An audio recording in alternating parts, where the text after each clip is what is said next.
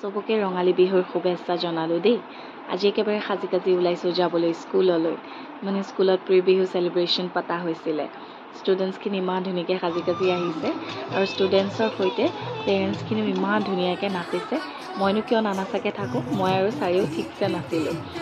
স্কুলৰ পৰা ঘৰ পায়েই ফ্ৰেছ হৈ ভাতকেইটা খাই মই আজি ওলালোঁ যাবলৈ চামগুৰিলৈ।